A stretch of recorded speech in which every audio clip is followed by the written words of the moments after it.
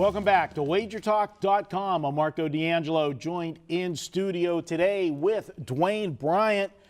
He's one of our cappers. First time here in studio. Dwayne, glad to have you aboard. And, we keep with the tradition of cappers we have at WagerTalk. One of the requirements is you have to have either less hair than I do or way more than I do. You definitely came in with the less hair, and but you had to lose 40 pounds, you told me, in the last year or so. I was just going to say I missed the weigh-in. Yeah, so you missed the weigh-in a little bit, but we'll let it slide there. You qualify under the hair, so welcome here to Wager Talk.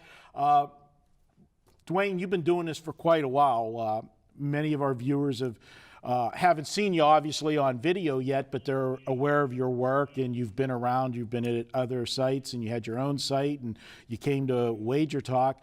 How long you been in the business? Tell us when you got started. I actually started in 2000. I started my own site back then.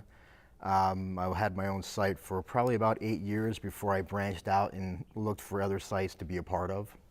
And let everybody know you're a good Pennsylvania boy, but you're the other side of the state, that Philadelphia team, you're closer to over there. I don't think you're a real big fan of Philadelphia, though. NFL, that's not your team, Philadelphia. Yeah, I mean, I'm a Philly fan in every other sport, but football, I grew up watching the Dallas Cowboys, so that's been my team my entire life. All right, we'll excuse you for that. If you didn't want to have a Philadelphia team, there is a winning football team in the state of Pennsylvania. Are we gonna have that Steelers Cowboys battle now? Yeah, we're gonna have that. All right. Look at the stuff that you do get. Everybody looks and everybody has their own style. Dwayne, there's guys that release a lot of plays. We just had guys on in studio before you. They're high volume. You're more like me, I believe. You're a lower volume with the picks. Tell potential customers what they could expect from you with your style of handicapping. Well, generally, I try to filter everything down to what I feel is my best play for each day.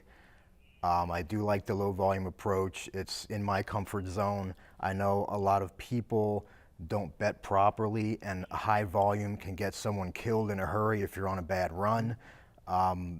This way, it kind of minimizes the risk. Less is more, so to speak, and I just feel that that's the best approach for long-term success. And we got guys on the site that go both ways with high volume, low volume, and it's what works for you. And Right. I am like you. I'm a low volume guy.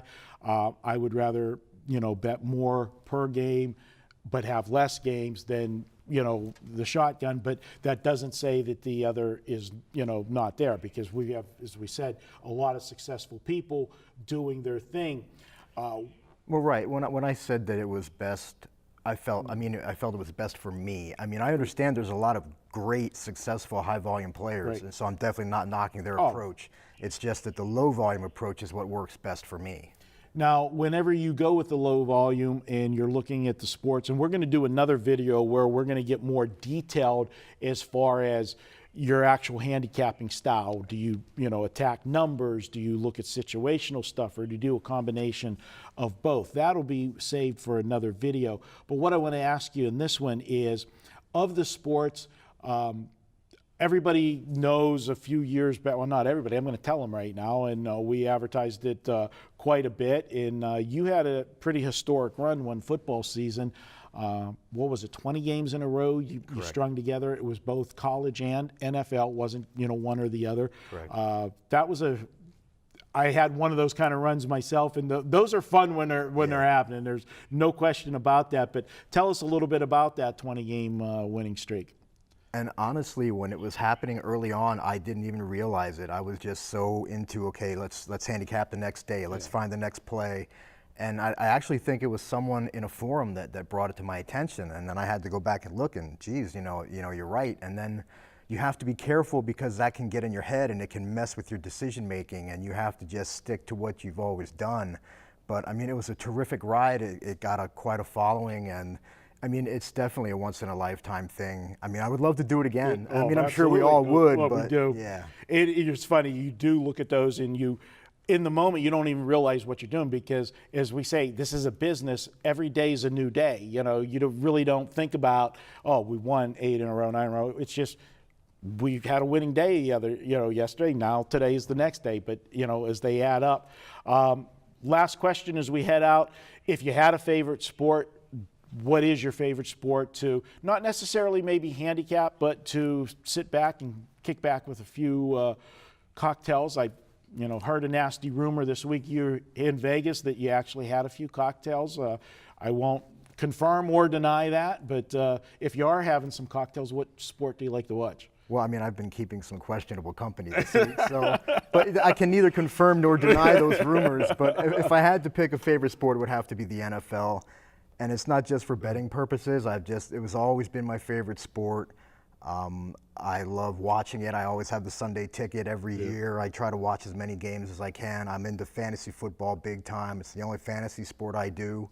So yeah, I'm just an NFL fan all the way around. All right, well, we're going to talk in the next video with Dwayne. We're going to dig down a little deeper in the different sports, and he's going to share some of his handicapping tips and techniques that he likes to look at that has made him successful over the years, and we'll share that next. And guys, don't forget, you can get a 7-day all-access package at WagerTalk. It's the best way to jump on board a capper. Find a capper you're comfortable with. You like his style of handicapping. You like if he's high volume, low volume. 7 days, you don't miss a single play, and it brings down your costs. Check it out. It's the great value at WagerTalk. 7-day, all access, $99. We'll be back with more here at WagerTalk.com.